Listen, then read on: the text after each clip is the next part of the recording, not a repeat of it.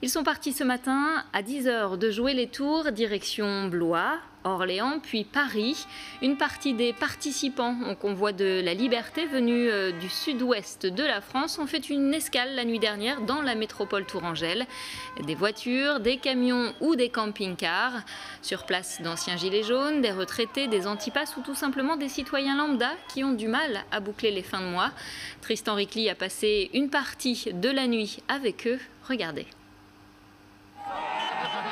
Sous un concert de klaxons et de feux d'artifice, un cortège de plus d'une centaine de voitures et camions entre sur le parking de l'espace Malraux à jouer les tours. Pour les accueillir, plus de 300 tourangeaux sont sur place. Le convoi est parti plus tôt dans la journée de Poitiers et du sud-ouest de la France. Du coup, on vient de Bordeaux, enfin du nord de Bordeaux en fait. On est parti ce matin à 10 h de Sainte-Eulalie. On dort ici ce soir et on repart demain. Là, on va dormir dans le camion. Si on peut aller jusqu'à Paris, on va essayer de suivre le mouvement. C'est très fraternel, on sent l'amour partout.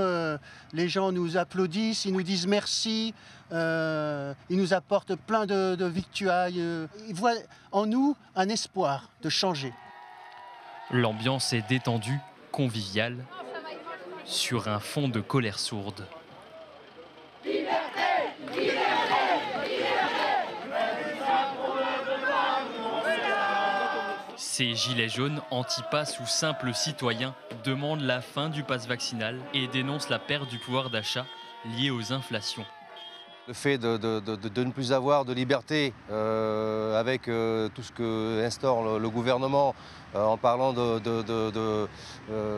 vaccins, des passeports vaccinaux, toutes ces conneries. C'est pas qu'une histoire de maladie. On nous enlève les libertés sur tous les autres fronts. Hein, tout ce qui arrive avec l'essence, tout ce qui arrive bientôt avec l'électricité. Il faut qu'ils arrêtent parce que ça va mal finir cette affaire. Tous ont passé la nuit ici. Objectif du convoi, inspiré de celui né au Canada, rejoindre les autres manifestants à Paris puis Bruxelles. Dans ces deux villes, les manifestations sont interdites jusqu'à lundi.